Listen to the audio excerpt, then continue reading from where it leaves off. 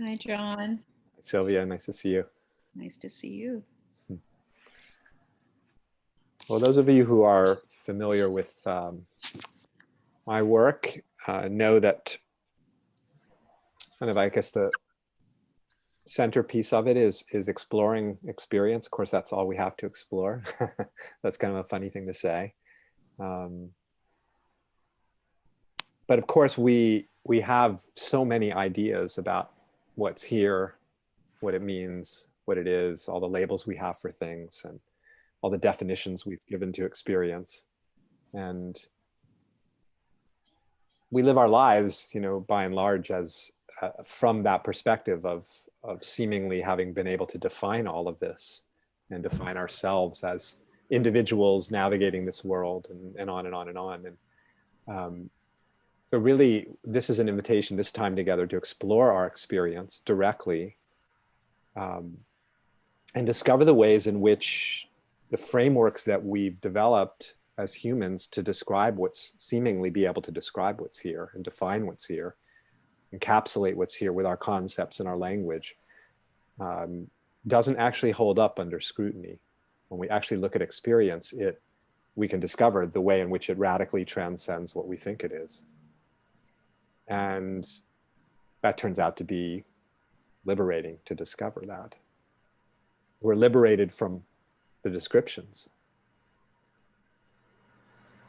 which, while they sometimes have positive implications, or we may experience them, the implications of our descriptions in positive ways, oftentimes we experience those definitions and descriptions as seemingly limited and problematic, and right.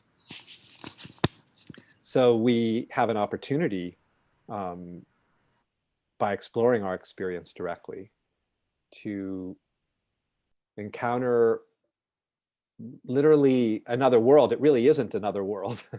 um, it's this world. It's nowhere else but right here. So we don't have to go anywhere. We can't go anywhere other than right here anyway. So here we are, and this is what there is to explore, because this indescribability, this inconceivable, transcendental, mysterious miracle is right here as this very instant.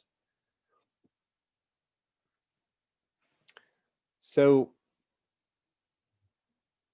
one of the things what I'd like to invite you to do right now is just feel the presence of your experience, which you're feeling anyway, but just notice and feel the presence of your experience and all the different seeming forms and shapes that can be taking.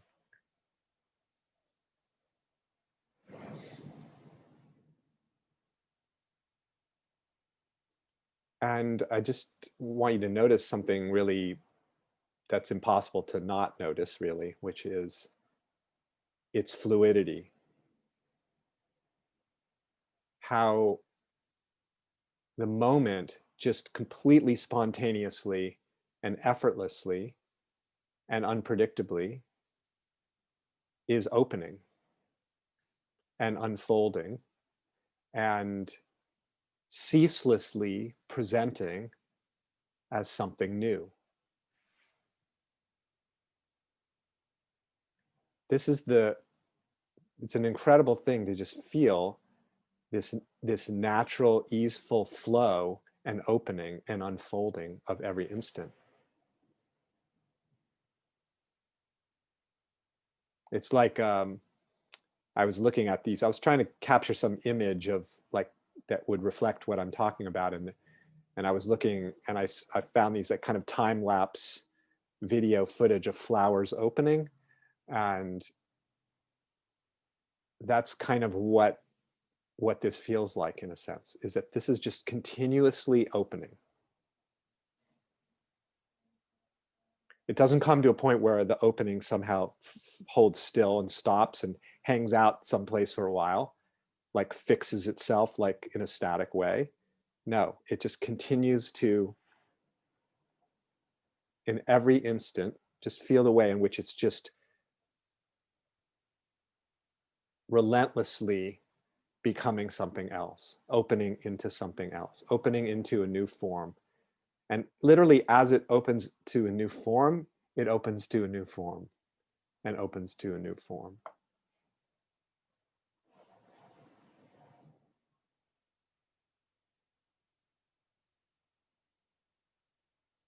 and you are part of this field of experience, inseparable from the field of experience, and you are the very same ceaseless opening and unfolding. And this is why definitions aren't possible, actually, because it's not fixed, it's not static. So you can't actually place a boundary and limit and definition around this. This is what it is, because it's moving. It's transforming itself. And you feel the freedom of this. There's nothing fixed. There's nothing static. There aren't really nouns. There aren't really things, because things aren't holding still. There aren't things to hold still. They're on the move. They're constantly morphing. So just feel this. Just feel the self-verifying reality of this dynamism. The dynamism of you, the dynamism of this instant.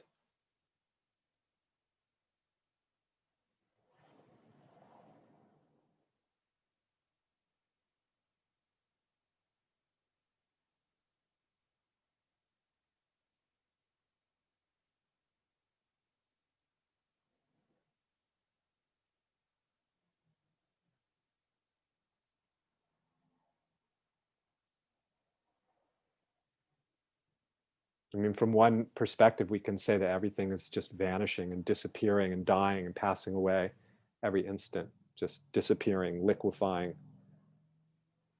right?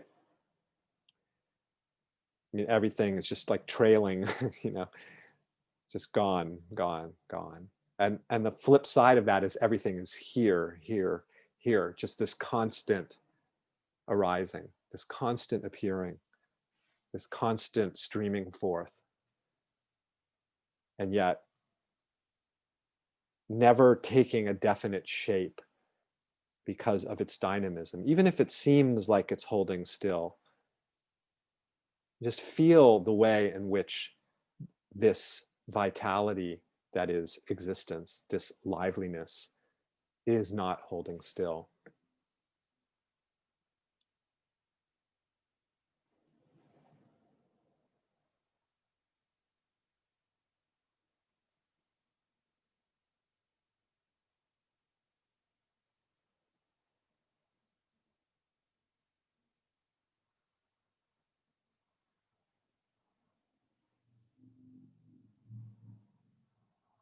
And you could do everything in your power to try to shut it off, and you can't shut off the ceaseless unfolding. It just keeps.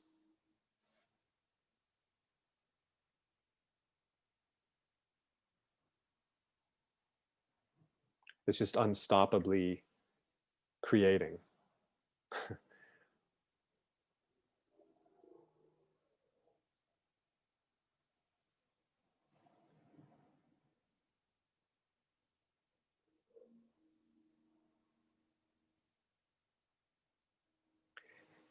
And if you feel the presence of what's here, what's extraordinary, at least from experiential standpoint, you can't find the beginning of this unfolding, because it's just this immediacy. It's just here, and there's nothing kind of leading up to it. It's just here.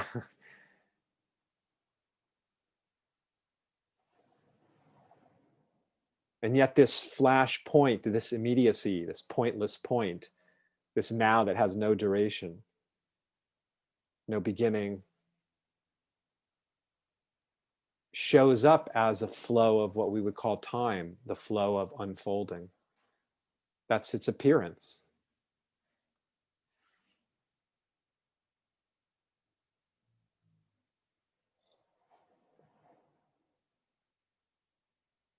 So how can we ever be actually stuck or caught or bound by anything when there aren't really things to be bound in?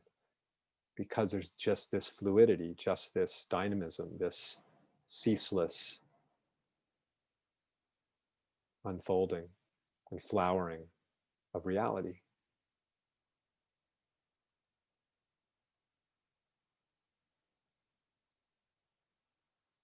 Whatever you imagine yourself caught in circumstantially, experientially, is no longer here. It's already gone.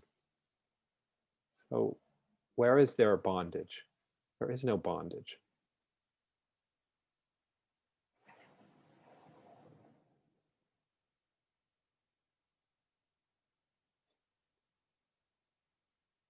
In the Tibetan tradition, they sometimes describe this as the freedom of immediate perception. The perception is free. It releases itself in its arising. There's no bondage. Where is there bondage?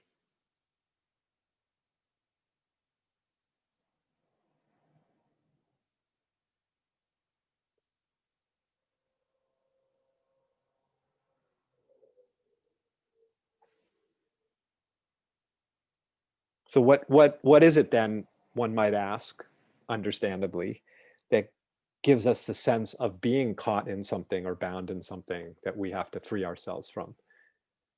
It's our defining things. It's the defining, it's really consciousness that sort of plays this, I don't know, game of sorts of imagining that there's fixed things that can be defined, that are holding still long enough to define them. But again, experience just completely invalidates that. Our experience invalidates definitions because of its dynamism. I mean, how could you define yourself if you're constantly something different in every instant? There's no self there to define, because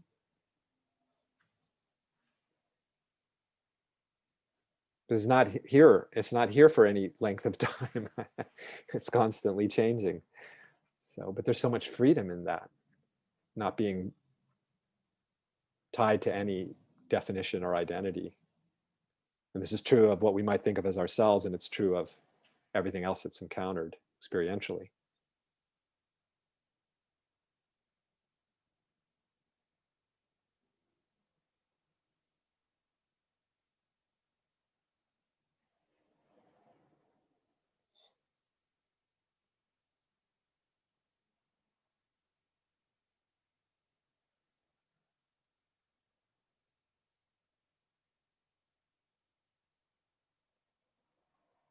It's funny, we have this idea like we're holding on to things, and then we hear like spiritually or psychologically like we have to learn how to let go of things that we're holding on to. But it's kind of like a game that we're playing, and when in fact reality, there's no holding on, there's no letting go. It's just its natural state. The natural state of life itself is this constant morphing, which is the letting go, you could say. That is naturally the case. Like, the letting go is the very nature of reality. It lets go in every instant. Self releases, as they say in the Dzogchen tradition. This self releases upon arising. So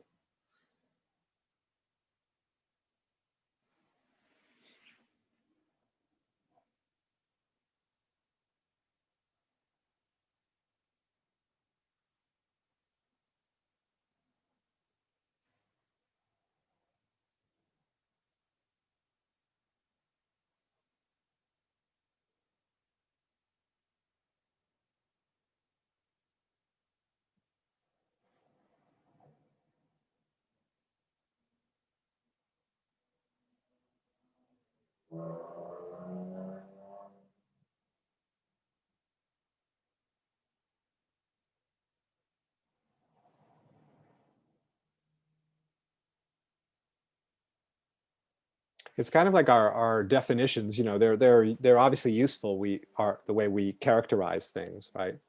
Um, Whether they're objects, we say objects, external to us, or so-called subjective experiences, that we give names to all these things. And um, but it's really it's just amazing. I mean, even because our actual experience of anything that we're encountering is not the same from moment to moment.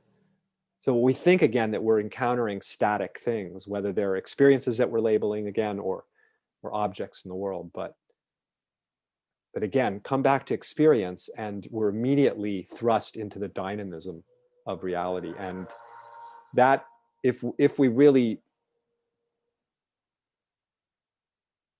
and we can see through that recognizing of that dynamism, that the definitions are, they're not accurate, maybe useful, clearly useful.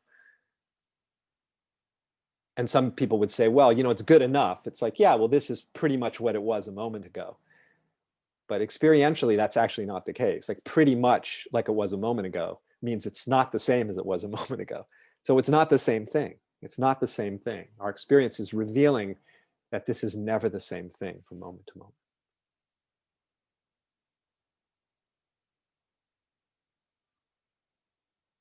So everything is entirely fresh.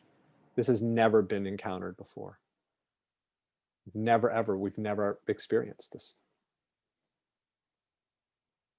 I mean, how many Zoom calls have we been on? I've been on many lately because I teach on Zoom, but I've never had this experience before. This is completely fresh. It's never been like this.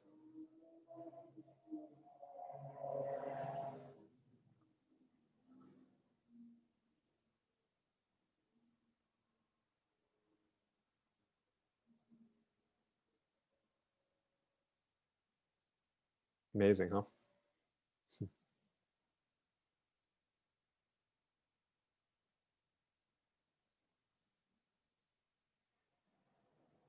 So in a sense, in a very, very real sense, experientially, there's not a reference point for this understanding what this moment is. The only reference point would be some prior experience that seems to resemble this moment. Because that's like a familiar reference point. Yeah, I'm sitting in a room talking on a computer. That's a reference point from some past experience that seems to resemble this experience, right? But actually this experience, and again, that's sort of close enough for conversation and understanding and communication, we could say. But actually, there is no reference point for this moment because this moment is completely new.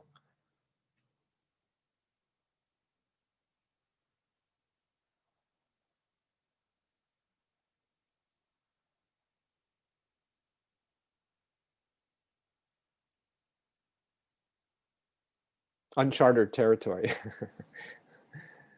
We're in uncharted territory.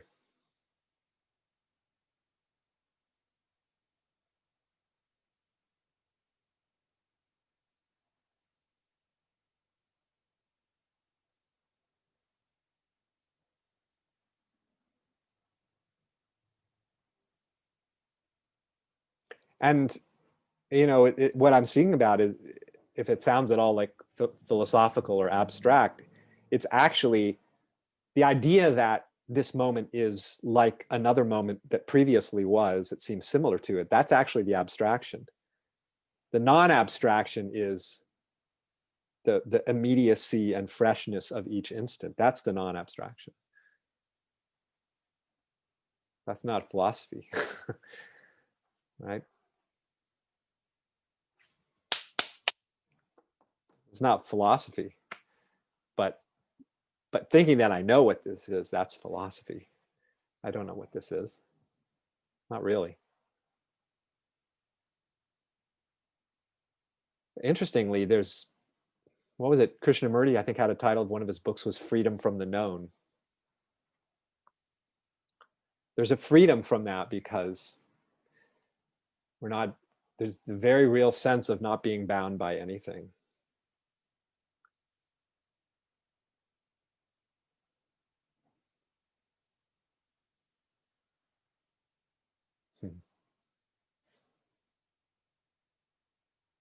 Well, I'd love to just open it up for any discussion.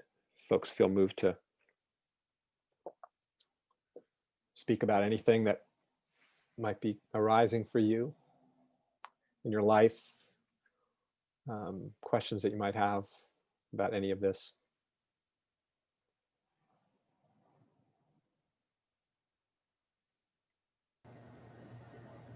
It's just one moment.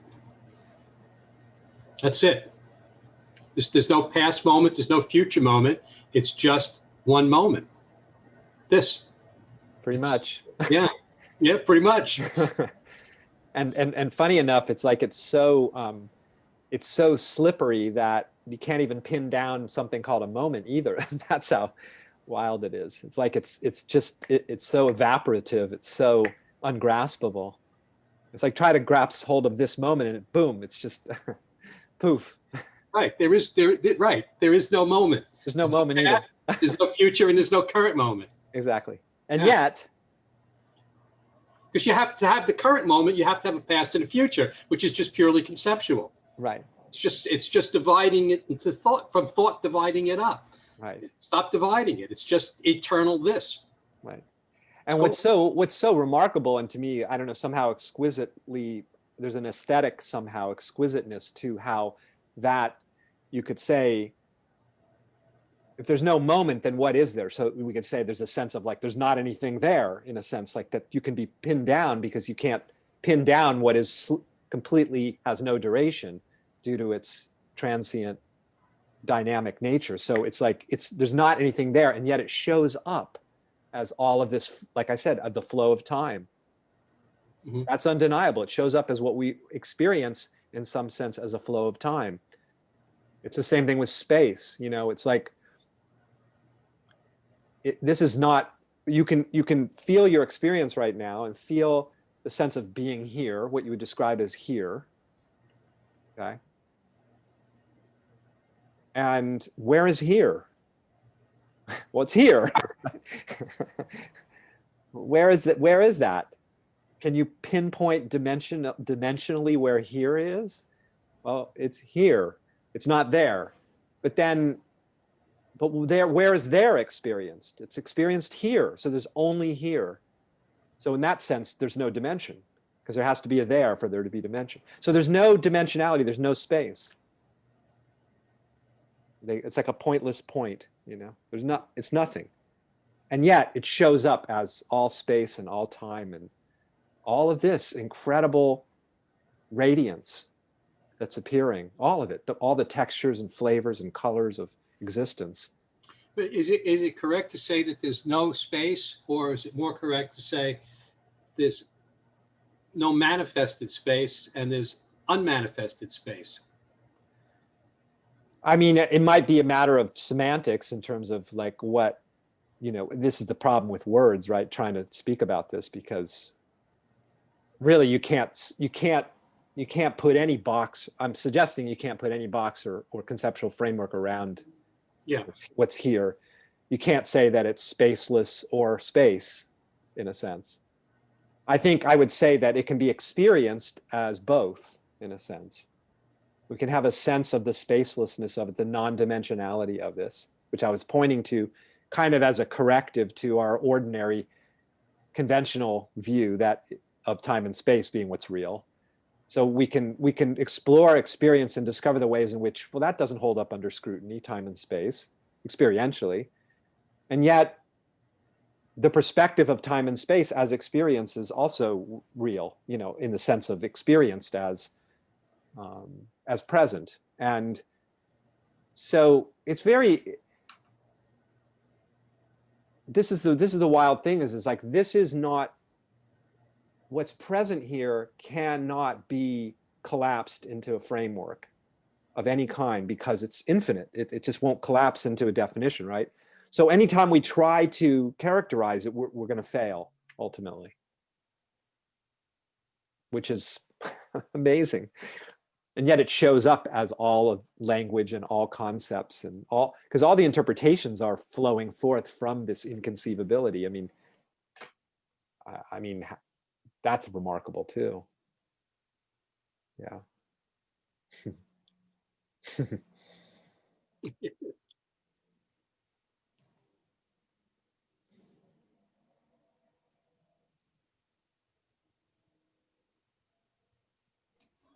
Hey, John. Hi, Chris. Hi. You used the word in bondage a few times there. Mm-hmm.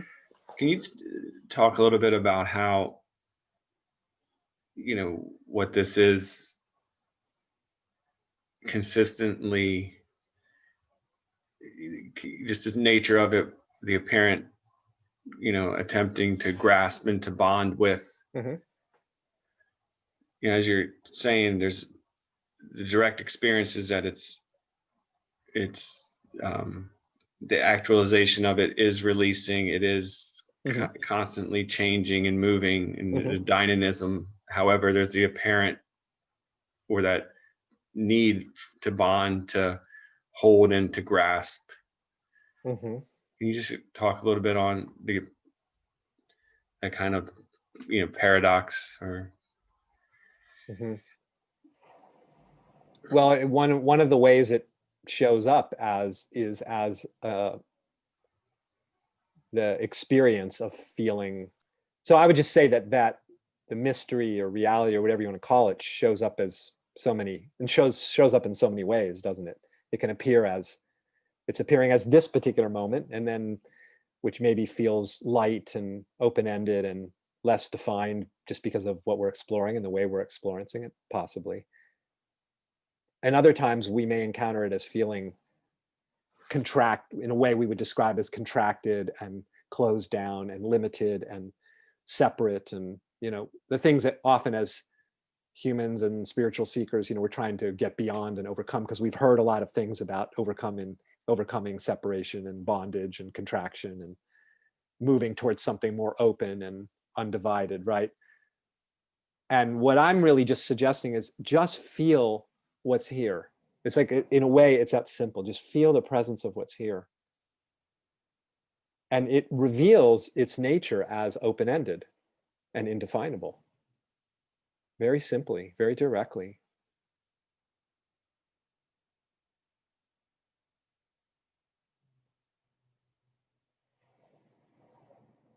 And so in those moments when we find ourselves seemingly caught in something or stuck, the victims of some experience that we want to get beyond or feel whatever at the mercy of, or trying to navigate, there's an opportunity there to investigate what is actually there.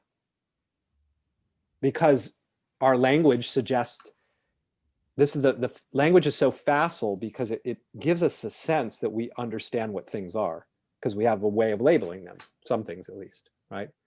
Well, I know what that is. And we have a consciousness renders it, describes it, seemingly. And so the inquiry that I'm inviting is just, well, check it out and see if you really can render it. And experience reveals to us that it does not resolve itself as being something definite. Because as I was sort of inviting us to look at the outset, it's just,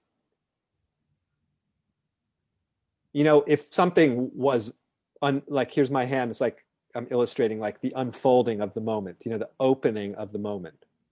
And it's like, is it ever really becoming something fixed, or is it just continuously opening? And I would suggest, if you feel experience, you can feel the way in which it's just opening endlessly. It's not stopping along the way at some fixed like stasis. That's not its nature, it would seem.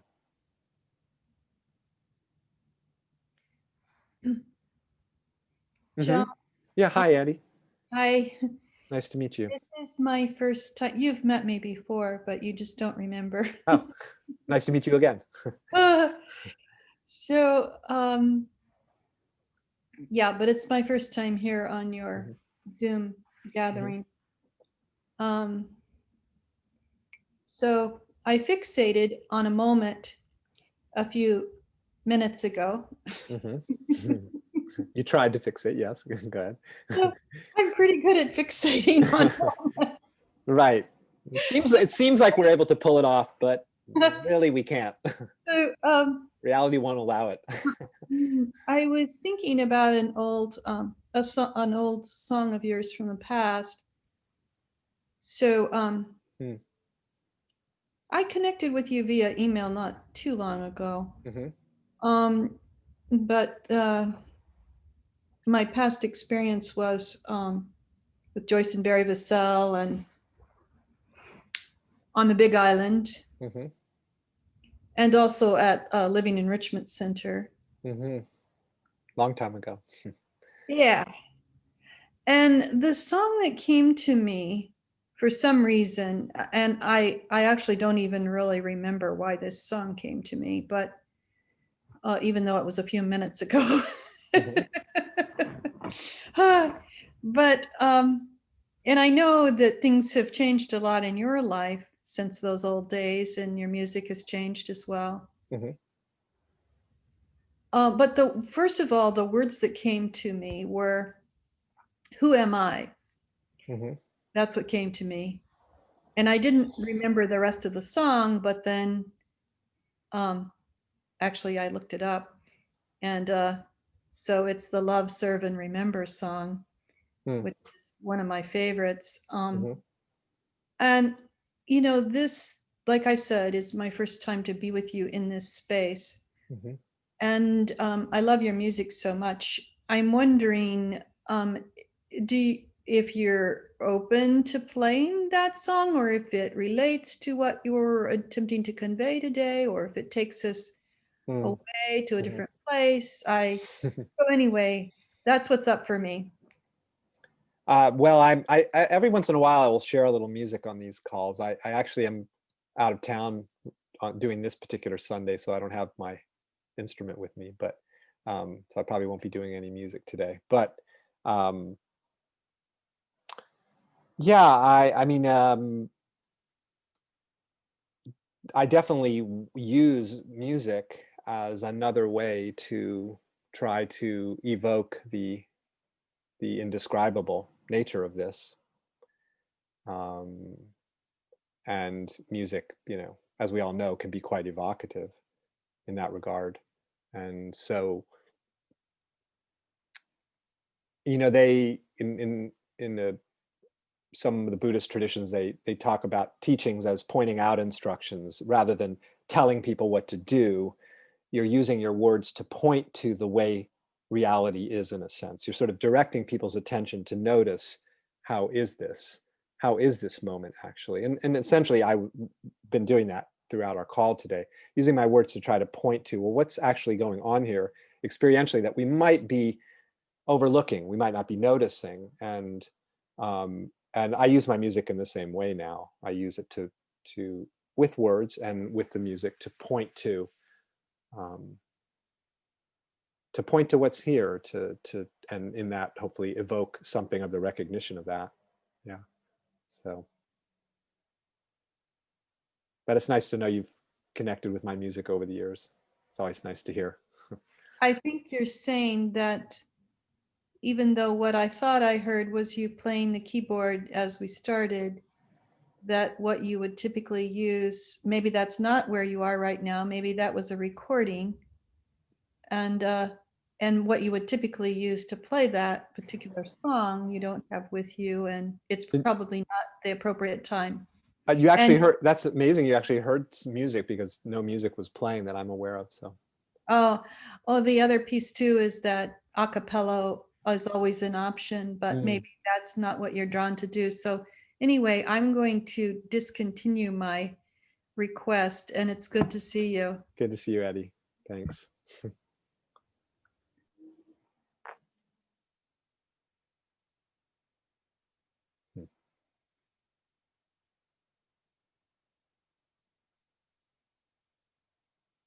Yeah, a song I wrote quite a while ago that sings to what I was pointing to at the outset is a song called Impermanence, and says, all things are impermanent, all things are impermanent. They have the nature like seasons to arise for a time and pass away. All things are impermanent, all things are impermanent. To come to know this truly in our lives, brings the highest happiness. There you go. You got your wish. Yeah. Those words were stolen, by the way, from the Buddha, apparently. Although we don't know what the Buddha said because he never wrote anything down. So who knows? Maybe he never said that.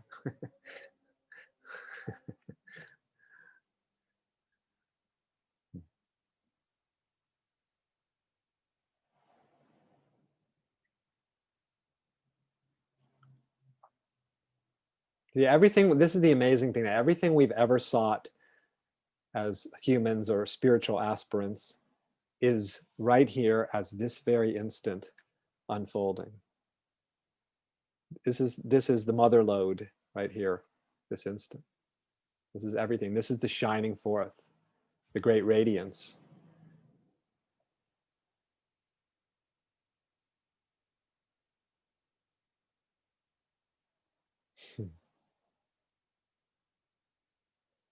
I mean, what greater miracle could there be but the shining forth of this instant? How is this here? How is this here? How is any of this here? Cannot be accounted for. I mean, what a frickin' miracle. The miracle of consciousness,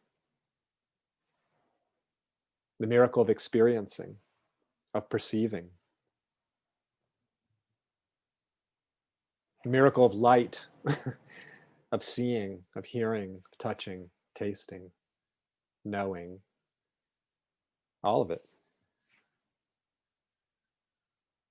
I mean,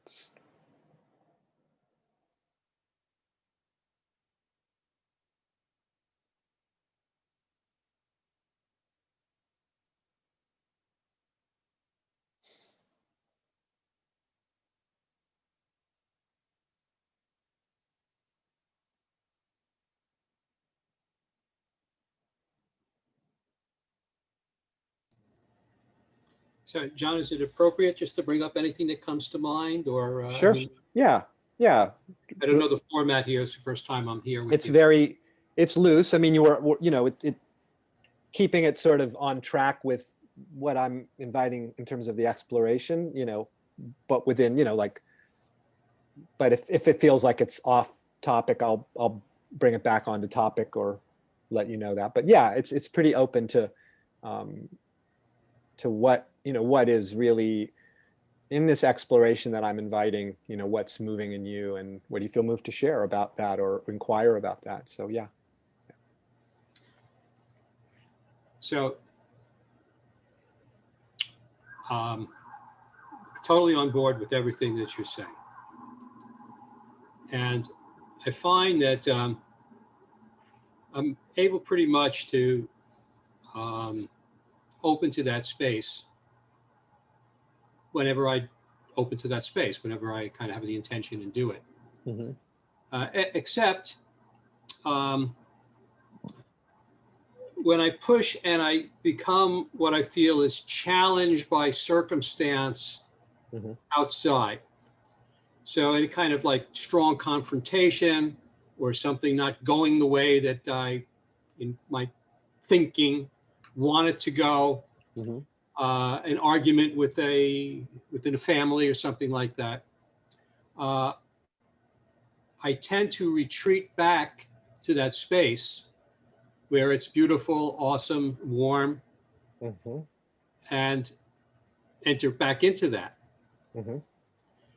And I kind of feel that lately that I'm noticing that it's kind of more of a trap or a box that I'm putting myself in, and that the size of it is limited. I can go out till I get that friction, and then instead of having the freedom to engage it and pass through it, I now reacting by retreating back into Mm-hmm. that space of presence, of pure presence. Right. Which I don't find anymore. I mean, at first it was like, this is the greatest thing in the world. Right. And now it's kind of like, it's like a trap, Mm-hmm. a box that I'm in. Mm-hmm. And Mm. Mhm. And I'm wondering what it's like to extend back. Mhm. And it's not to just go and interact with people and go, bless you, my son, you know, Mhm. it's all okay. It's all a dream, you know, while Mhm. someone's yelling at you. It's you know, it's kind of like, it doesn't work. You know, particularly Usually not. Yeah. if it's family, they'll, you may think you're getting away, they'll rip you to shreds. I guarantee it.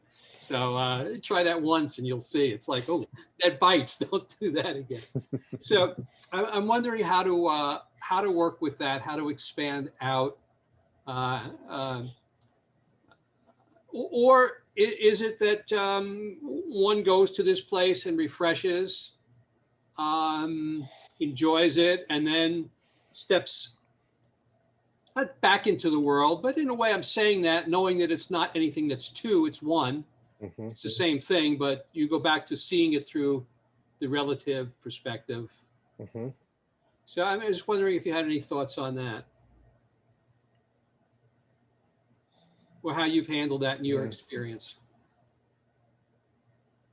Well, as you were talking about like something that doesn't feel quite as satisfying now, to sort of have this movement like away from certain things back to the sanctuary, you know, kind of back to the, like something about that doesn't quite, like at one point that was very satisfying and nourishing and relieving and freeing, but there's like some kind of intuition that something about that doesn't feel like, it feels maybe dichotomous in a way. And I think that intuition is spot on, that um, I think, and sometimes people will characterize this as a series of steps along the way. I don't tend to do that myself, but just for purposes of discussion, you know, there can be the sense of being lost in all of the definitions and descriptions and the right, the seeming dramas of existence, and then recognizing that um,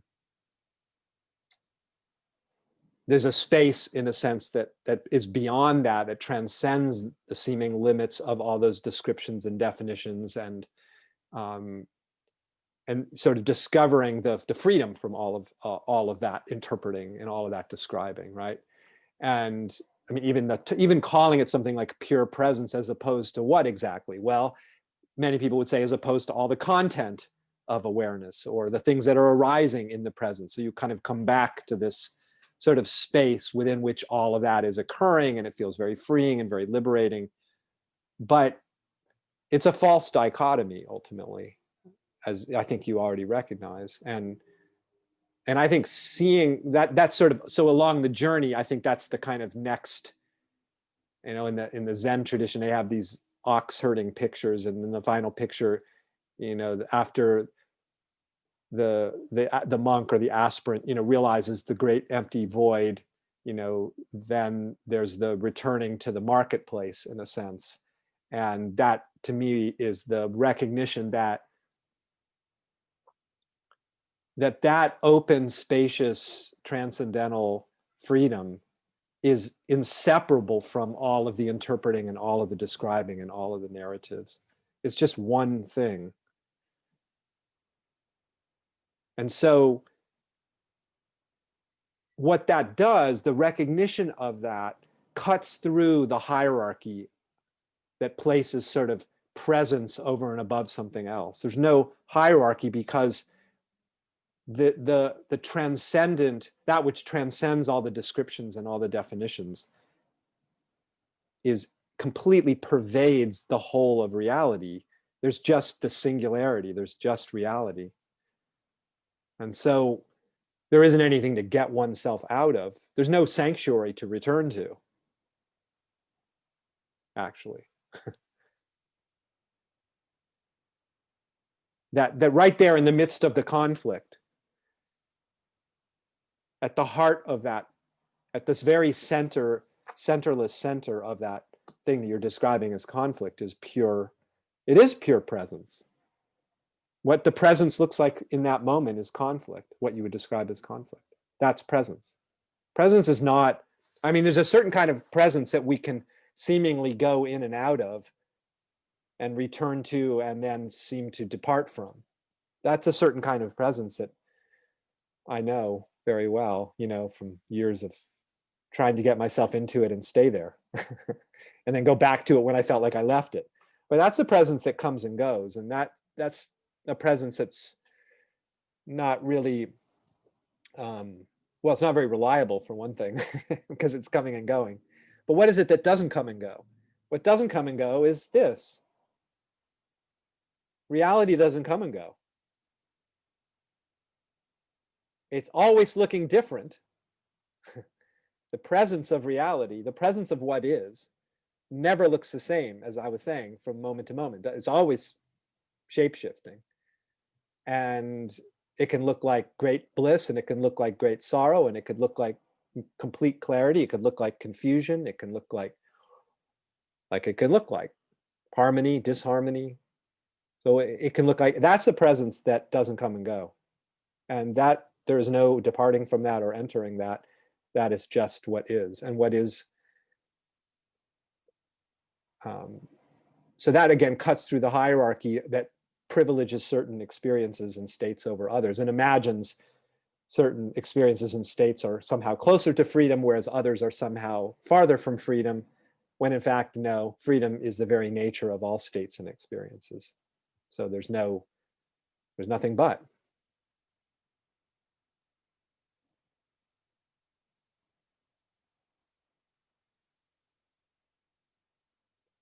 And so then in the course of living our lives, we live our lives as we do, as we're inclined to. We navigate our lives in the ways that we do, including our relationships, whether with family or others, and I do believe that the recognition of you could say the natural perfection of everything, this transcendental, that the more than okayness of every instant, because every instant is the shining forth of the presence of reality, that the deeper, if you will, that recognition runs through the bones of us, just in a very natural, organic way. That's just seen more and more to be the case. In my experience, that has a tendency to have a kind of harmonizing influence in our lives. Because there's a lot less from our end of the spectrum, let's say in relationship, there's a lot less, if any, pushing and pulling for something else, to be here that's different, because there's a knowing that what's here is not a problem. And so that just brings with it, I think, let's say relationally, like so much more capacity to respond kind of skillfully and wisely, and not in any kind of algorithmic way that I could ever hope to try to lay out as some sort of formula. It just seems to be the case that it's kind of has a harmonizing sort of.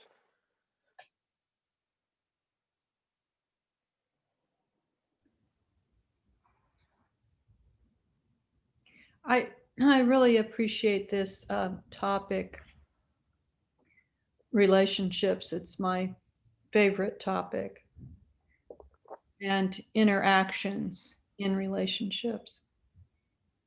So what came to me in terms of presence is that in relationship, let's say we're talking about a specific relationship, a partnership, a romantic relationship, presence with one's self in a solitary existence, say like a shelter in home at home existence, Mhm. and then being in the presence of a romantic partner. There is, in my mind, some difference, because being present in the presence of the other person takes me also into the realm of their sense of the present. And I've studied for probably 50 years um, what I'm going to call techniques that have names Mhm. that are an algorithm, basically, Mhm.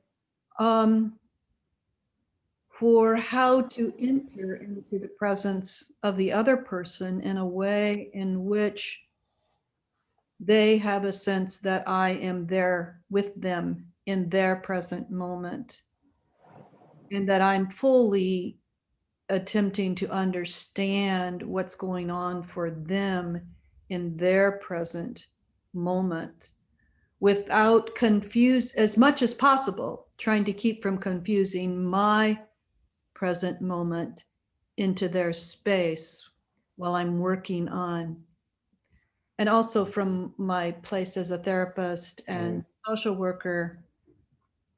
But right now I'm talking more about a romantic relationship where there is this connection and a desire for connection, a desire for intimacy, a desire for understanding.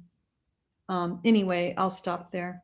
Yeah, and just to say thanks, Eddie. Just to say that also from the standpoint of like what I'm sharing. I mean, there's so many different things we could explore in life. Obviously, countless things we could explore, and technologies we could draw upon to, say maybe transform the way we encounter aspects of our lives, including our relationships. And not to deny the value of any of those things, but just to be clear that what I'm engaging in here is a very, very kind of particular investigation into what's going on here experientially, that I think has huge implications for what happens then in our lives and our relationships and so on, for sure. But for example, if you take something like intimacy, and what I was saying earlier about the things that we're aspiring for as humans, like intimacy and connection, I would suggest to you, by looking at our experience, which again is all we ever know, even the people that we call others in our life, we only know as experience. We only know experience. We don't know anything but experience. What else could possibly be known? So our encounter of the others in our lives is encountered as experience. Even touch, vision, sensing, all of it is we're always encountering our experience. And what we're encountering all the time is pure intimacy. Where experience is intimate with experience. There's nothing but intimacy. There's nothing but, and there's really not two things connecting ever. There's just this pure, seamless continuum of experiencing. And the discovery of that is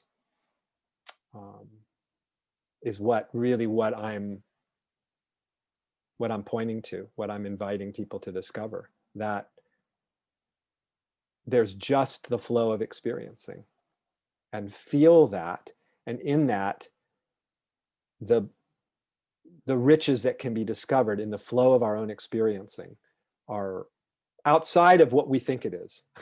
Because the way we define it, there's some experiences we like, there's some that we don't like, there's some that we think are better than others, and on and on and on. So within the realm of description, we're kind of constantly sort of bouncing around, thinking we've found what we wanted or thinking we're lacking what we want. And in experiencing itself, in existence itself, the feeling of reality itself, there is no sense of lack. There is no sense of incompleteness ever.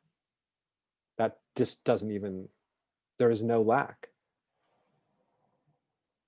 And that the presence of this, what I was saying to Cliff about my emphasis, in what I'm inviting people to explore is sort of shifting the orientation to what things are, which is always based on how we're describing things. Oh, what is this? That's what we get interested in, how we're describing things, to the sheer fact of its existence. Not what it is, but that it is. Because in that's the presence of everything. Not what it is, but that it is. And in the sheer presence of So in the sheer presence of sadness is completeness and wholeness and nourishment, actually. Just as in the presence of what we would call joy, there is also nourishment. And the nourishment is from, what the Buddhists call the suchness of things, the pure presence of them, the pure existence of them, the pure shakti of them, the pure energetic, pure energy of them. And this is always the case. That's the good news. When is that not the case? The pure presence, as I was saying to Cliff, it is always the case. It always abides. It always abides. So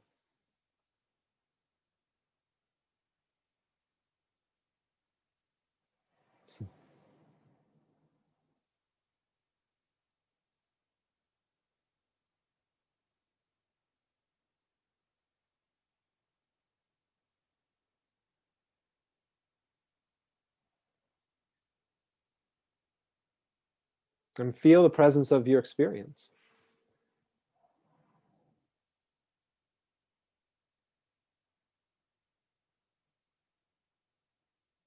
Just the sheer presence of it.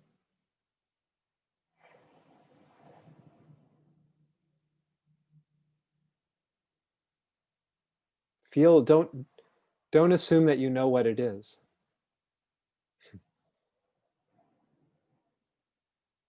You know that it is, because here it is. Something is here.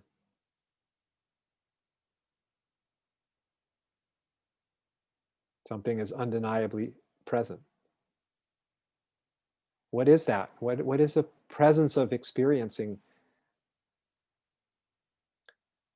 In the same way that the spectrum of color is light, basically. It's made of light, isn't it? What is the spectrum of experiencing, from the pleasurable to the painful and everything in between? What is experiencing made of? What is the substance of your experience? Feel that.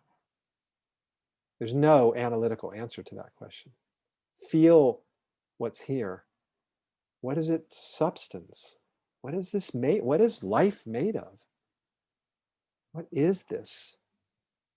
What are the particles of existence, the particles of being, the particles of you? What are you constituted of? What are you made of? Keep looking, and it will just keep opening. You will not come to a limit. You will not come to an end point. I've arrived at what this is. It just opens because it's infinite. It just keeps opening to reveal more and more and more and more endlessly.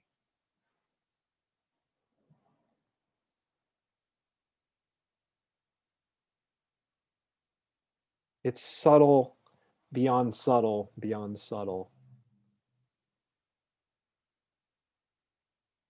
And this is true of every experience. Investigate any and every experience, and you encounter this bottomless subtlety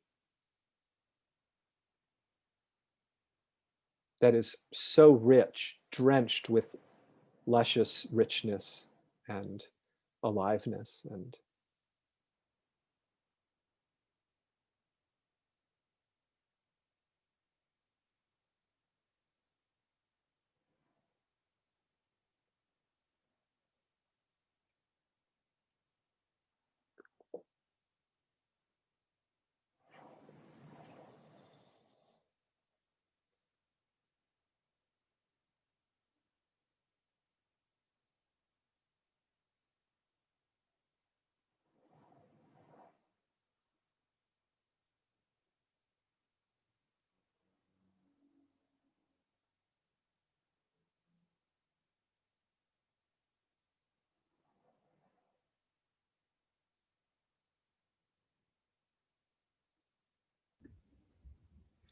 I know that there technically is no such thing as time. However, I'm kind of curious how long your time normally goes with these online events on Sunday morning. Yeah, it you know, often we go to 11:30. Usually I just kind of feel like what feels like a natural ending point, but it usually goes to 11:30, but sometimes not. So yeah, yeah. I give that space for it if that's what seems like it's wanting to happen for folks. So. But one is always welcome to check out whenever they want to. So totally fine.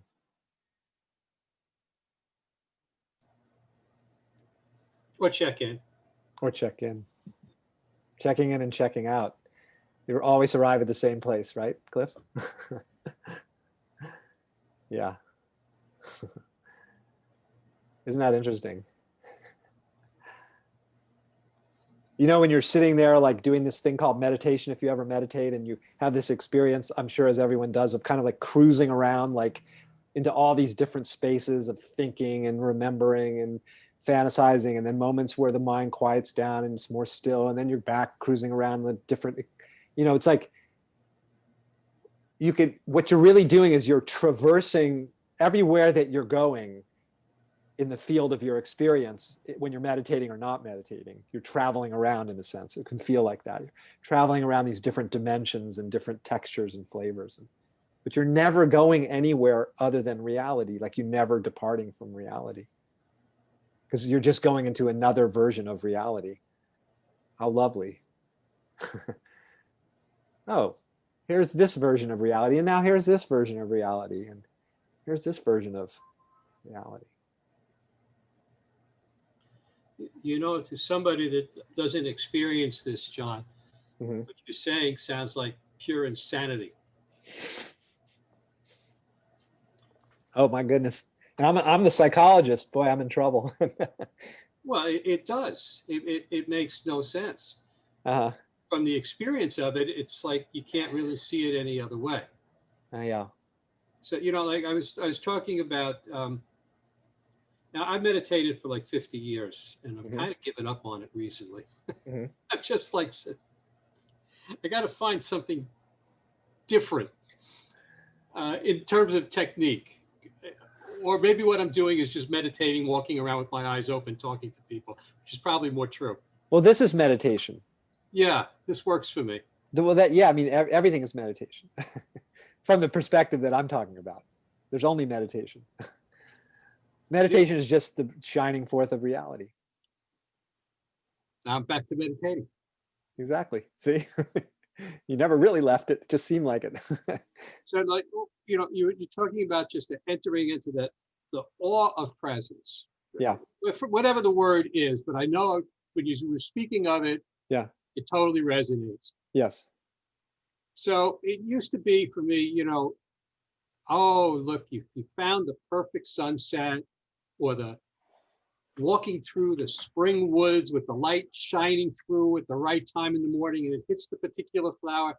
You go, there's beauty there. Right.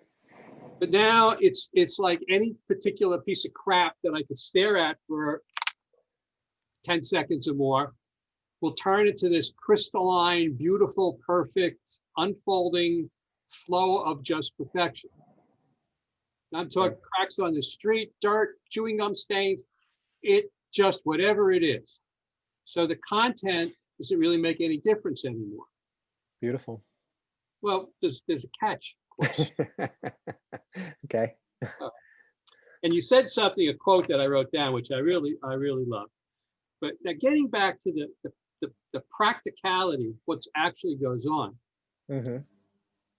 From that point of view that I just described, yeah, whatever is unfolding, just like there's no difference if it's a crumpled up aluminum can or a magnificent sunset over the Pacific, right? Yeah.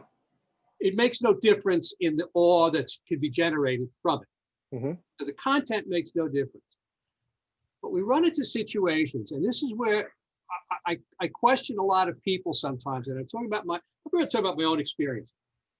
If one is in a sense of grieving, barely bearable physical pain, Mhm. an intense argument where one feels attacked and defending, where there's screaming and yelling going on, Yeah. and anxiety and tension. Hmm. For the most part, you want to get the hell out of that. Sure. You want to get back to that beautiful awe of presence.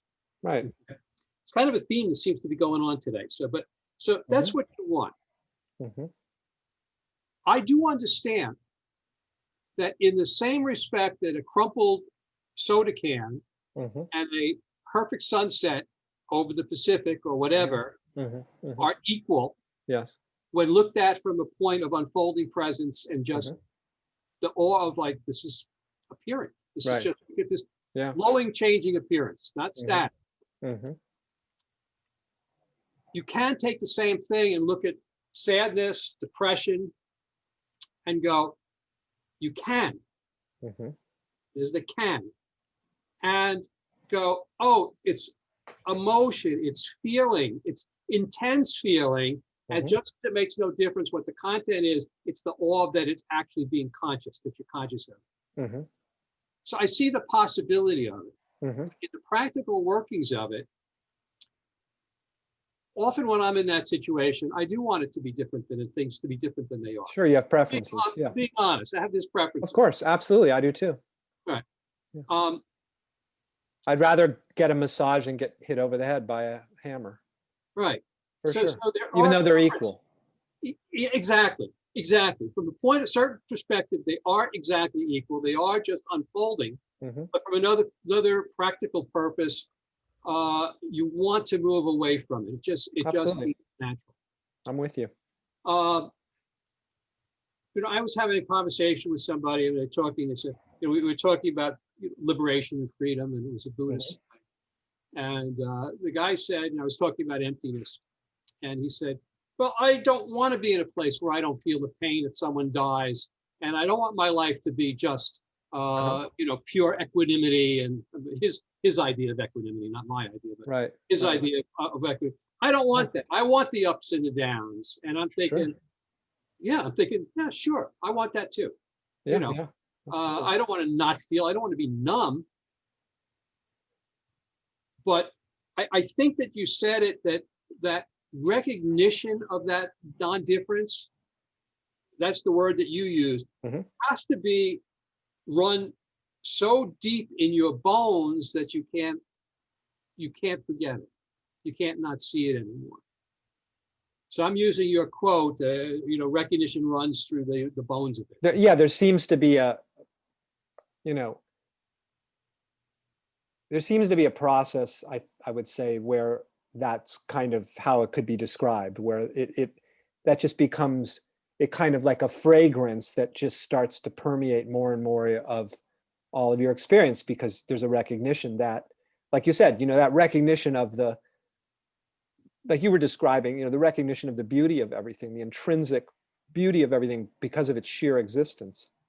It's a transcendental beauty. It's not a beauty that has an opposite, as an ugliness. It's a beauty that has no opposite. Yeah. Right? Yeah, that starts to, I think, just pervade one's reality more and more. But it doesn't equate to no longer somehow experiencing the spices and flavors of life in all their different forms that they can take. In fact, one could say that it frees us up to experience them that much more fully. Yeah. Like I've talked about this in previous calls, and I won't go into details about it, but a couple of years ago, I experienced a loss that was definitely like none I'd ever experienced in terms of the impact it had on me. And I entered into kind of grief that I did not know, actually, I would call it grief, that I didn't know even was possible for a human to experience. I heard you speak about that. Right. So just to say briefly that it was like people in my life were kind of like, are you going to be okay? It's like concern that somehow I was being swallowed up by this experience because it seemed so big. But there was this simultaneous knowing that I would say was present most of the time, that it was completely fine. It was completely fine being overwrought with this experience. Like, it was strange, like kind of like not anything I'd ever wish on anyone. And yet I knew increasingly in my bones that when I was doing that little brief kind of invitation to explore, like, what is this made of? What are the particles of our experience? Like, what is this? What is the substance of this, right? We have an opportunity to always do that whenever we're inclined to explore what this is made of. And so I was doing that, in the midst of this experience of grief. And so it's very interesting because it's kind of like, I say it's like a two-sided coin. On one side is the descriptive side and the way it's being seemingly defined, and reified. And fair enough, we encounter, that's one perspective, and it's a way we encounter reality, one way. And then there's this other opportunity we have, because it's there in the heart of that experience that we're describing as difficult, painful, whatever. We can discover its indefinable, unresolvable, indefinable, transcendental nature, where I could tell you from one side of the coin that it was heartbreaking beyond belief, and the other side of the coin, it was a pure, fathomless mystery. And so, which one was it? It's like it's both. And ultimately, like, as we were saying earlier, it's like it's really neither. Like, you can't really, is it space or is it spaceless? Is it the description or is it utterly beyond description? Well, it's just completely beyond any way of possibly describing it. And so having access to that other dimension of every experience, the whole flux and flow of the human, all the rich flavors of the human experience, is having access to that other dimension is just, in a sense, we get to enjoy that dimension along with everything else. And that dimension happens to be unthinkably nourishing and liberating. It's not really a dimension, but you know what I mean? It's like, so I sometimes joke, it's like discovering that we're transhuman, we're not really human. We're not merely human. In a way, frees us up to be totally human. Yeah. Because we recognize increasingly that none of it is actually a threat. And so there's less tendency to try to hold it at bay, to kind of avoid certain experiences or get away from certain experiences. Like, well, why? There's no threat there. It's just the vitality of existence. So there's this sense of increasingly like, okay, it's like, and so there's like a discovery of a kind of basically equanimity that's at the basis of everything, even the incredibly difficult aspects of the human incarnation. But it's not an equanimity that's somehow apart from experience. It's the equanimity that is experience, that's shining forth as all experience, including the ones we might not prefer. Yeah, absolutely. Yeah, I think you just nailed what I was talking about before about his thinking of definition of equanimity and what I had in mind for equanimity were completely different. Yeah. And you described exactly what I had in mind, at least even clarified it for me, in that you can have the sadness, yeah, the depression, the grief or whatever, and seeing and also experience the awe and wonder of that this is actually happening. right. Not that just the experience is happening. Right. And here's the words, again, it sounds crazy, but once you can see that, you can enjoy that suffering and pain and grief and sorrow as an expression of humanity, but actually enjoy it. So it transforms, it doesn't change. The crushed soda can is still the crushed soda can, but it's enjoyable, and the grief is still the grief. It's appropriate, and it appears that way to all people or to outside observers, if there is such a thing. but you could be experiencing it and one side of it enjoying or welcoming it rather than pushing it away. So the equanimity is there, is welcoming that sorrow, which transforms it, just as you would welcome the joy. So there's where the equanimity is. Right. It's not in a dullness or a non-involvement. Right. It's in the engagement with it. So that, well, in a very real way, you know, if we sort of recognize that, because we have a tendency, consciousness has this tendency to keep interposing the self into the middle of all of this, like the one who's navigating all of this complexity and challenge and up and downs of the human experience. And when we recognize that what we think of as the subject, as the self, is just a part of the continuum of the field of experience. There's no separation anywhere, right? There's just, so then it's like, it's not like grief is happening to me, to use the grief example, or sadness is happening to me, or confusion. It's like, literally, that's just the way reality is expressing itself. So it's not, there's nothing to navigate. It's like, and that's the equanimity that is intrinsic to life itself. Yeah. The equanimity is that it's just being itself in perfect equanimity. Yeah. Because there's no pushing and pulling. It's just the unfolding, life unfolding as whatever it's unfolding as. Where's the pushing and pulling? It's just unfolded. It just unfolded sorrow. It just unfolded joy. It just unfolded grief. It just unfolded pure love. It just unfolded conflict. It's unfolding is the equanimity. It's being itself in perfect equanimity. Yeah. Like the wind is being the wind perfectly.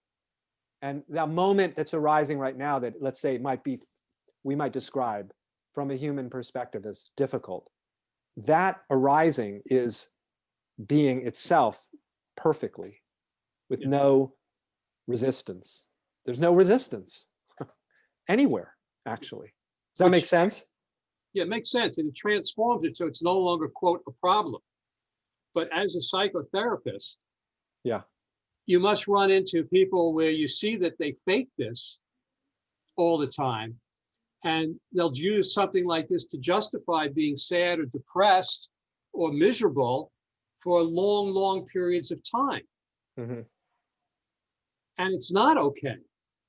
In one sense, you could say, you can say everything is okay. Everything is okay from one point of view.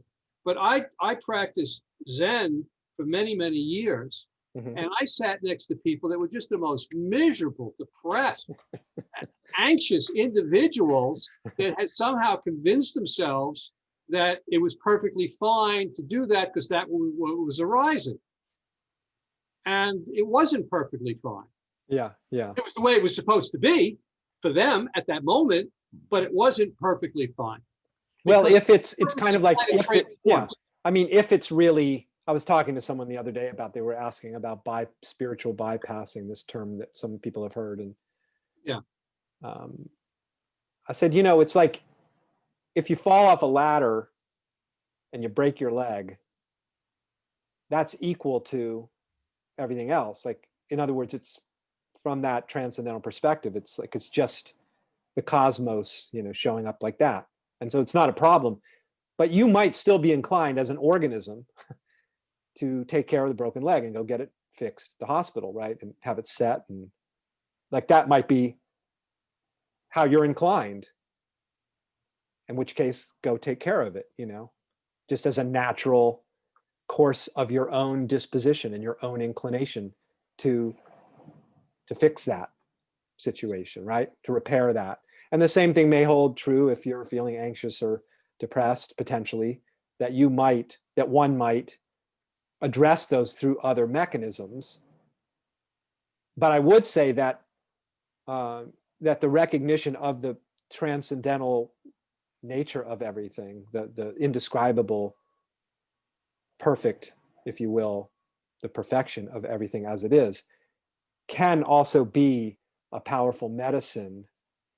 It's not necessarily a panacea, but that recognition that, like, a moment of anxiety isn't actually a problem is liberated, because, like we were talking about at the very beginning, how it's just it's not something that's a thing. It's a fluid non-thing. So where's the problem? That is a kind of medicine that is as potent as any medicine you could ever apply to something that's challenging to us as organisms. So yeah, I just think it's more the spirit in which one is, they can maybe use this as a kind of philosophy to avoid aspects of their experience, maybe that might merit addressing in their lives, potentially for themselves and other people. But I think if one really takes it to heart, what I'm talking about, there's a recognition that it's inclusive of everything. It's not something that's distanced from the human experience. It is the human experience. So it's not, there's no bypassing there. It's the full inclusive embrace of everything, because it is everything. Does that make sense? It's not, there's no, yeah. So, yeah. I like this discussion on grief. I've studied quite a bit about grief and have had my own experience, very, very deep experiences of grief. More recently. And I am inclined, it is my disposition and inclination to be drawn to connect with people who have studied grief and who have things such as grief support circles and gatherings with other people who are also grieving and working through their issues of grief, and also supporting people who are grieving.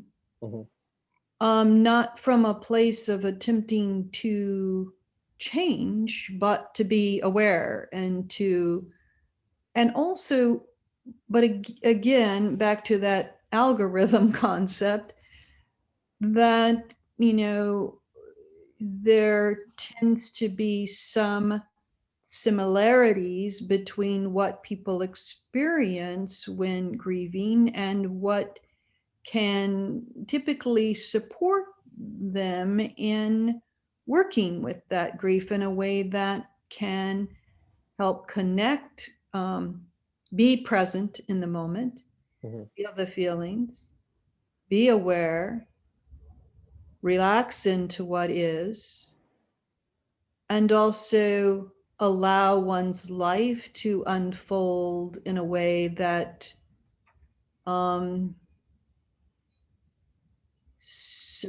supports a sense of, I don't know what the sense is. I guess a sense of presence. Yeah, I mean, one of the things I wanted to say is that one of the reasons, I mean, there's a method to my madness in terms of not spending much time addressing things at the level of their descriptions in my work that I'm doing here, is that I will do it sometimes more in other contexts, but that the inquiry into, when I was guiding us very briefly into that exploration of what this is, that we live and operate as humans so much. If you take something like grief, I mean, basically there's an assumption, because we even have a word to describe this phenomena, apparently, we're operating without knowing it necessarily from an assumption that we actually know what grief is, that we actually know what anything is that we have a name for. And what my work is really about kind of uprooting and challenging, in a sense, is that assumption. And so I'm constantly sort of bringing it back to that very sort of radical exploration, radical in the sense of what that word means, which is getting to the root. Like, what is the root of experience? What is it actually? Just as a physicists are interested in what matter is made of, I'm like, be an experiential physicist. Like, what is this made of? And it will reveal that the definitions do not hold up under scrutiny. What we call grief is infinity. It is infinity just as much as joy is infinity. They are the same thing fundamentally at their basis. And that can sound very abstract, very philosophical, but it's not actually. It's actually can be felt as our very real experience by investigating any experience. And you can discover that just by feeling into its nature. And then from that perspective, one may still take steps to do whatever they do to address it at the level of the thing you're describing, fair enough. Just like taking care of a broken leg, that's all a description. And that's great. But this particular inquiry is like, I'll see sometimes in teachings that teachers will kind of toggle back and forth quite a lot between talking about all the descriptions and then kind of coming back to the indescribable.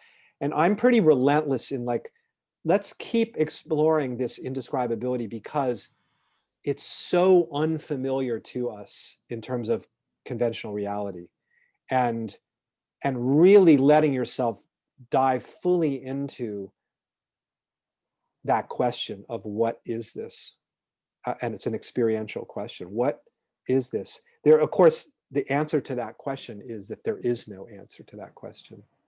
That's what it reveals. And that is really what the essence of freedom is, from my standpoint. The freedom from all frames of reference, the freedom from language and conceptualization, which doesn't preclude us from using language and conceptualization, which I've of course been using for the last hour and a half. So in any case, it's been absolutely lovely being with all of you. Thank you for joining, especially those I haven't met before. Nice to meet you. Again, Eddie. And I wish you all a wonderful rest of your Sunday, wherever you may be. And maybe I'll see you another time. I'm pretty regularly meeting every Sunday. If there's something that comes up and I'm not able to hold this on a Sunday, I put up an announcement on Facebook. So if you're on Facebook and you want to be in touch with me that way to keep track of when these meetings are happening, you're welcome to connect with me there. Otherwise, take good care, everyone. Thank you, John. Thanks. Thanks, John. Thanks, Michael. Thank you, everybody.